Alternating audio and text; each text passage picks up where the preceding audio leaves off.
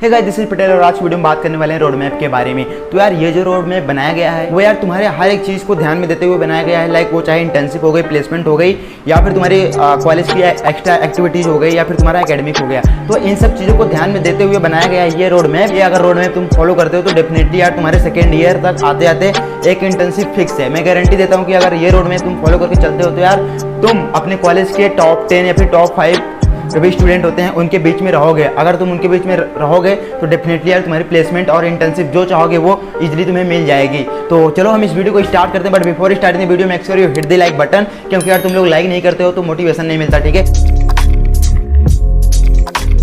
तो यार जो हमने रोड मैप बना रखा है वो हम अपने लैपटॉप की स्क्रीन पे चलते हैं और वहाँ पे तुम्हें पूरा डिटेल में दिखाते हैं कि यार कैसे कैसे चीज़ें हैं जो तुम्हें फॉलो करनी चाहिए। तो काफ़ी ज़्यादा सही वीडियो होने वाली है। तो चलो जल्दी से लैपटॉप की स्क्रीन पे चलते हैं और वहीं पे तुम्हें सब कुछ बताते हैं। तो आ जाओ फिर।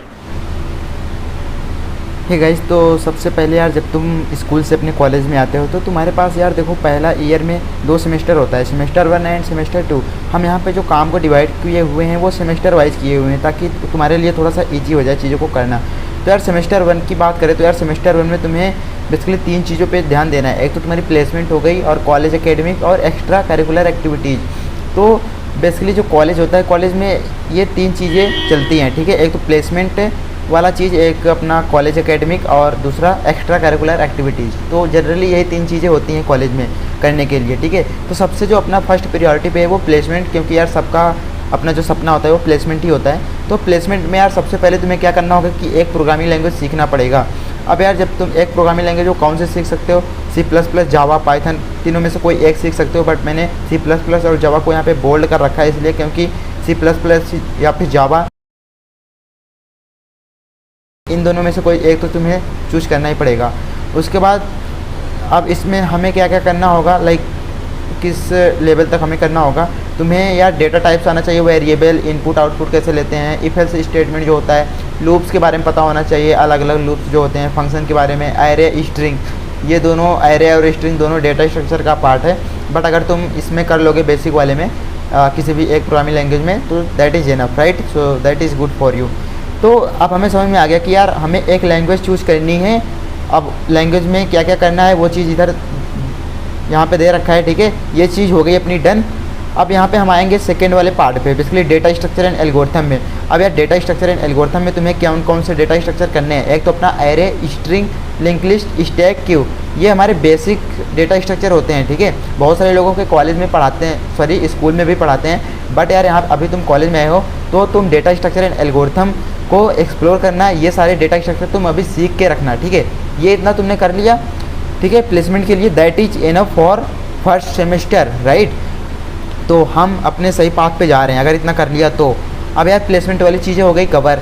अब हम देख लेते हैं यार कि कॉलेज एकेडमिक में यार कितना क्या है, ठीक है। तो यार कॉलेज एकेडमिक सिंपली यार तुम्हारी जो भी तुम्हारी लाइक अटेंडेंस होता है, मार्क्स होता है, वही चीज़ है। तो तुम्हें 7.5 प्लस CGPA मेंटेन करके रखना होगा और अटेंडेंस तो यार 75% चाहिए ही होता है। तो अगर तुम 7.5 CGPA प्लस करके रखते हो तो तुम सारी कंपनी में बैठ पाओगे इजीली, ओके। और यहाँ पे हम एक्स्ट्रा करिकुलर एक्टिविटीज़ की बात करें तो यार अगर तुम्हें सिंगिंग, डांसिंग कुछ भी चीज़ें आती है, तुम्हें अच्छा लगता है तो तुम उसमें जा सकते हो, क्योंकि यार इसके अलग अपने बेनिफिट होते हैं। अगर तुम एक ऐसे बच्चे हो जो कि यार काफ़ी ज़्यादा शर्मीले बच्चे हो, ठीक है, तुम्हें मतलब स्टेज पे जाके कुछ बात करना या फिर दोस्तों के साथ बात करना शर्म आती है, ठीक है, तुम काफ़ी ज़्यादा शर्माते हो लोगों से बात करना, तो जब तुम सिंगिंग और डांसिंग इन सारी सोसाइटी जो होती है, क्लब्स होते हैं, इनमें पार्टिसिपेट करोगे तो तुम्हारा डर जो है, जो तुम्हारा शर्म होता है, वो कहीं ना कहीं तुम्हारे अंदर से दूर हो रहा होगा। और उसके बाद यहाँ पे जो सेकंड पॉइंट है, interact with people as much as possible, ये बहुत ज़्यादा इंपॉर्टेंट है। क्योंकि अगर लेट सपोज तुम्हारी इंग्लिश वीक है तो यार तुम ऐसे बंदे के साथ रहो, ऐसे लोग के साथ रहो जिनकी वजह से तुम्हारे लाइफ में कुछ वैल्यू ऐड हो सके। आई मीन कि तुम इनके साथ रहोगे तो तुम इनसे इंटरेक्ट करोगे तो तुम वहाँ पे कहीं ना कहीं सीख रहोगे चीज़ों को, और जो तुम्हारे अंदर का डर और शर्म होता है वो दोनों गायब हो रहा होगा।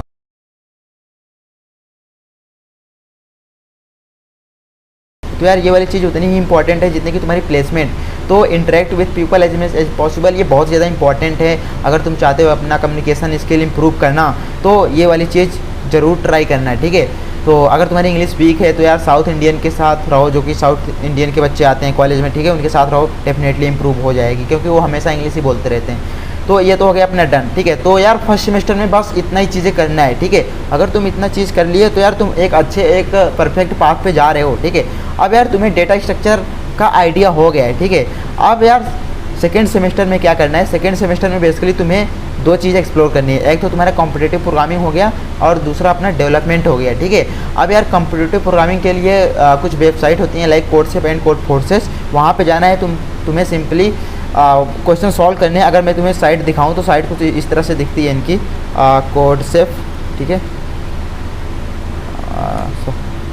तो कोडसेप हो गया, ये इस तरह से कुछ यहाँ पे साइट दिखती है इनकी, ठीक है। तो यहाँ पे बहुत सारे प्रैक्टिस होते हैं, तो प्रैक्टिस में जाके तुम प्रैक्टिस कर सकते हो, ठीक है। यहाँ पे कुछ क्वेश्चन सॉल्व करना स्टार्ट करो। अगर तुम्हें अच्छा लगता है तो तुम कंप्यूटर प्रोग्रामिंग की तरफ जा सकते हो। और जो दूसरी वेबसाइट है वो है कोडफोर्सेस, ठीक है।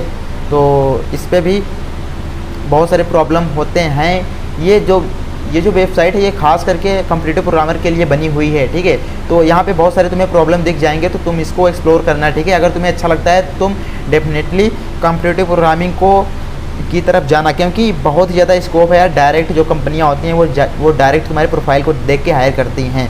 और अगर मान लो तुम्हें कंप्यूटर प्रोग्रामिंग में अच्छा नहीं लग रहा है, ठीक है, तुम्हें बहुत बोरिंग सा लग रहा है, तुमसे क्वेश्चन सॉल्व नहीं हो रहे हैं, तो सिंपली यार तुम्हें डेवलपमेंट की तरफ आना है। और डेवलपमेंट में तीन चीज़ें होती हैं, लाइक वेब डेवलपमेंट में जाना है, फिर एंड्रॉयड डेवलपमेंट हो गया, ऐप डेवलपमेंट हो गया, iOS हो गया, ठीक है। और उसके बाद एक नई टेक्नोलॉजी है ब्लॉकचेन डेवलपमेंट। तो इन तीनों डेवलपमेंट से कोई एक चूज़ कर लेना ईजिली। तो तुम्हारा जो है सेकेंड सेमेस्टर में बेसिकली तुमने ऐप डेवलपमेंट में भी कर लिया, ठीक।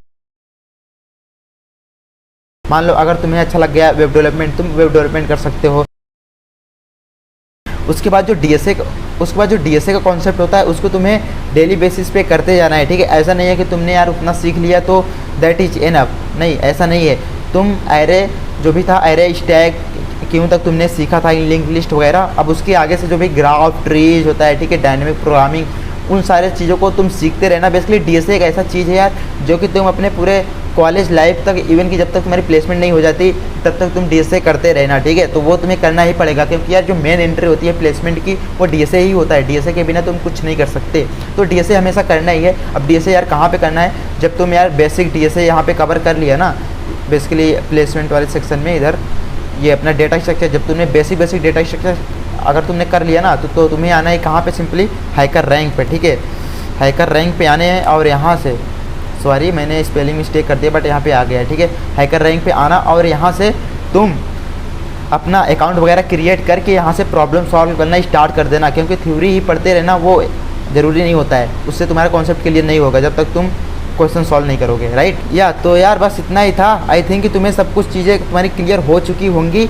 और यार ये जो पूरा रोड मैप है ये मैं डिस्क्रिप्शन में डाल रहा हूँगा, ठीक है। तुम वहाँ से जाके डाउनलोड कर लेना ताकि तुम्हें याद रहे चीज़ें, वरना तुम भूल जाओगे।